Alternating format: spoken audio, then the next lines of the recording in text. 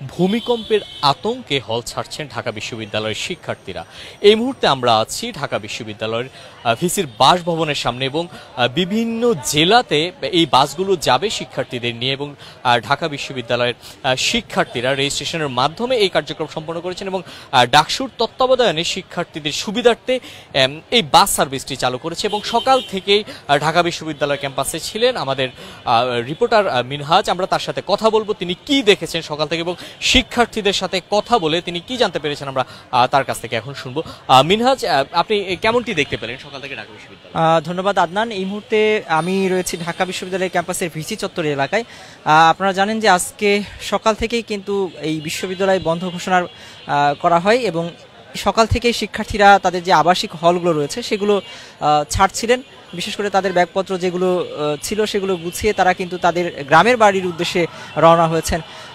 গতকালকে বিশ্ববিদ্যালয়ের যে সিন্ডিকেট সভা ছিল, জরুরি সিন্ডিকেট সভার পরে তারা সিদ্ধান্ত নেয় এবং সেই সিদ্ধান্ত হঠাৎ করেই জানানো হয় শিক্ষার্থীদেরকে যে আজকে সকাল থেকে অর্থাৎ বিকেল 5টার মধ্যে আবাসিক হল যারা থাকতেন এই বিশ্ববিদ্যালয়ের আবাসিক যারা শিক্ষার্থী ছিলেন তাদেরকে হল ছাড়ার নির্দেশনা দেওয়া হয় এবং বিশ্ববিদ্যালয় প্রশাসনের পক্ষ থেকে জানানো হয় যে আগামী 6 ডিসেম্বর পর্যন্ত বিশ্ববিদ্যালয়ের সকল ধরনের পরীক্ষা এবং ক্লাস বন্ধ থাকবে।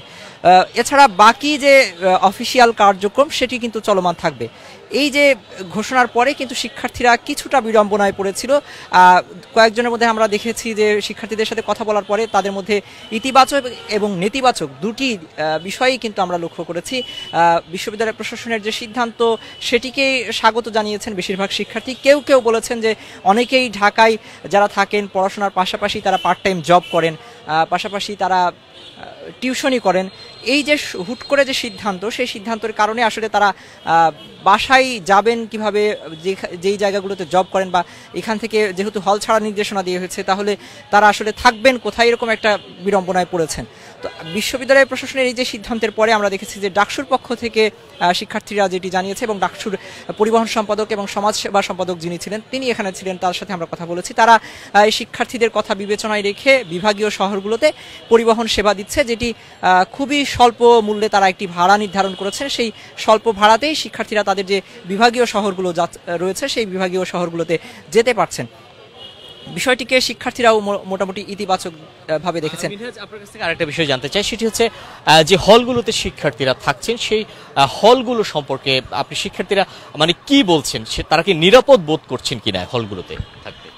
এই যে আপনি জানেন যে গত 2 দিন আগে যে ভূমিকম্পের ঘটনা ঘটেছিল সেটির মাত্রা 5.5, কেউ বলেছেন 5.7 এরকম একটা মতভেদ ছিল। তো আবার গতকালকেও আমরা দেখেছি যে 3 দফায় ভূমিকম্প হয়েছে।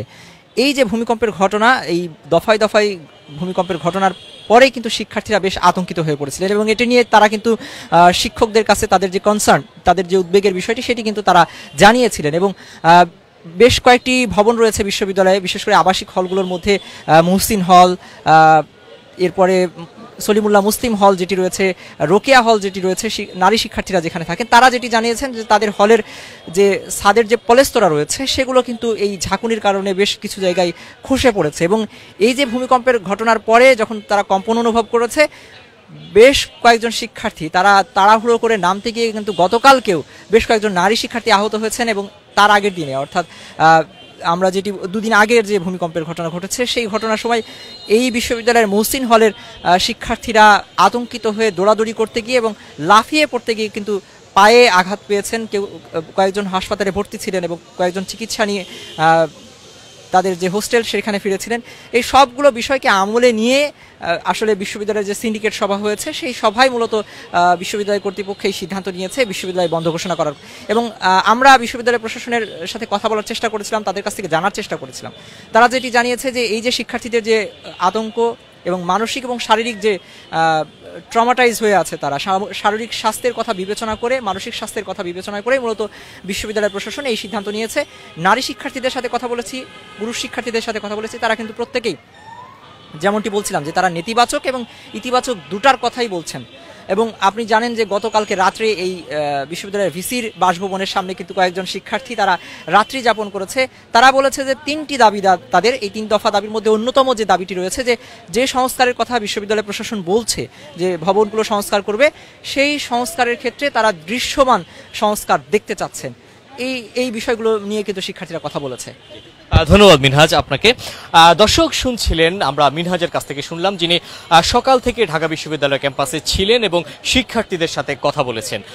দর্শক, আমরা দেখতে পাচ্ছি যে শিক্ষার্থীরা এই মুহূর্তে তাদের বাড়ি যাওয়ার জন্য সকল প্রস্তুতি সম্পন্ন করে বাসগুলোতে উঠে পড়েছে এবং যে ডাকসুর পক্ষ থেকে তাদেরকে যে পরিবহন সুবিধাটা দিয়েছে তারা এটিকে সাধুবাদ জানিয়েছে এবং তারা সার্বিক নিরাপত্তার কথা চিন্তা করেই তারা এই মুহূর্তে বাড়ির উদ্দেশ্যে তারা রওনা দিয়েছে। দর্শক, এই ছিল সবশেষ তথ্য।